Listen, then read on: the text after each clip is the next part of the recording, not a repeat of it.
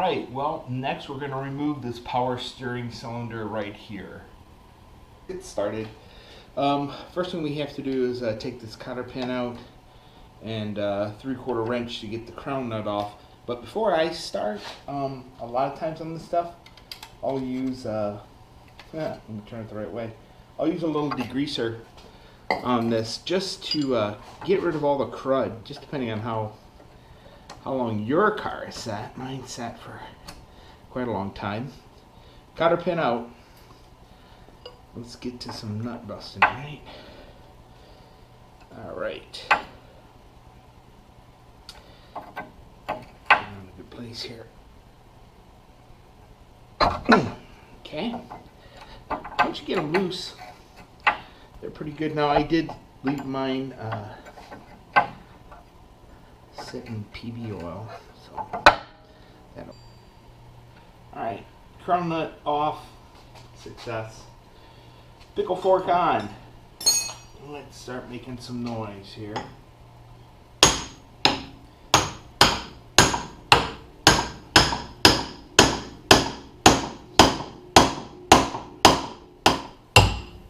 Alright. I think we got something there. Okay. Alright, so we're loosened up here. Let's go to the other side. Yeah. And see what we can do. And here we are on the other side of the power steering cylinder. So same drill. Got a cotter pin, a nut to take off. Ow, got that. Ow, that hurt. Alright.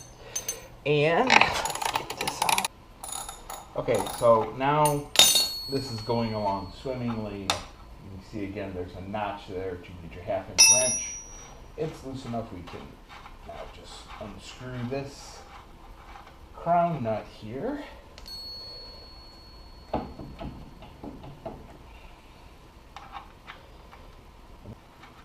Okay, I'm going to leave a little bit of nut on there so I can give this a little tap.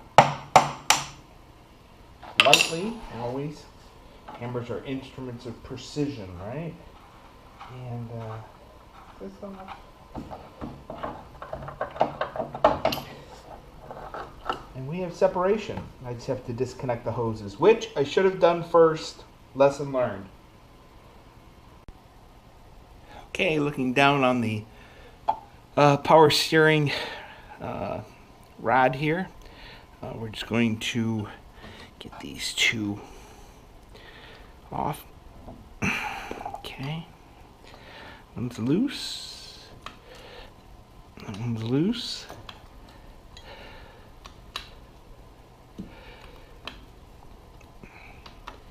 Again, I try and clean these off before I start working with them. It just makes it a lot easier to get rid of the crud and not have slipped fingers. I did drain this, but it looks like there's still a little extra, so get some power steering blood in there. Get this one off. I'm going to keep it a power steering car going forward, so we'll rebuild and recondition this, and we're off. There it is. Ta-da! Alright, so after we got the power steering cylinder out, this is the bracket here that actually holds it in place to the frame.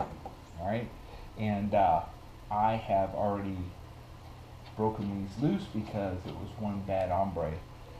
But I wanted you guys to see what it looks like. There are 4 nuts that hold it from underneath the frame. I don't think it's easy to get to, you know, when you have the body on the engine and everything. So, pull this baby down here.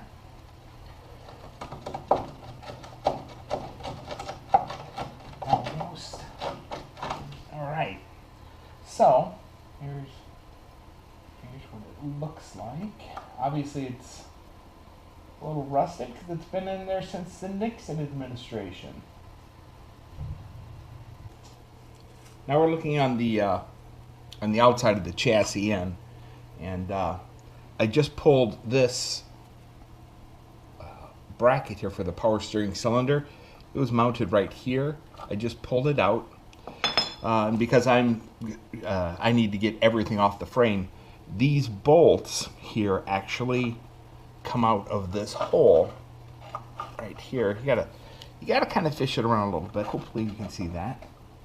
So that's what we got going on inside there. Of course, there's another set in here. Hopefully nothing bites me right in the frame. Here we go. All right, and so there's the other set. So that's gonna need a little bit of work. But anyway, that's how you get those out. The power steering cylinder is out. So to start with, we had to pull a cotter pin and remove the crown nut. Take a little pickle fork, pop this baby off on this side.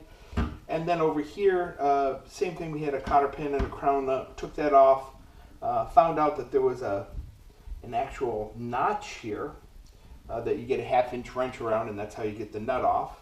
And with that all came out pretty easy. Then we had to, in my case, because I'm taking the frame all the way down, we had to take this bracket off that actually holds it in place there. And then with that inside the frame were the bolts that hold the nuts in place. So pretty easy. Well, it's really easy when the body's off, right? But we'll move on to more disassembly. Don't forget, bag it and tag it. Put everything in your bags. Keep track of it. Thanks. Bye.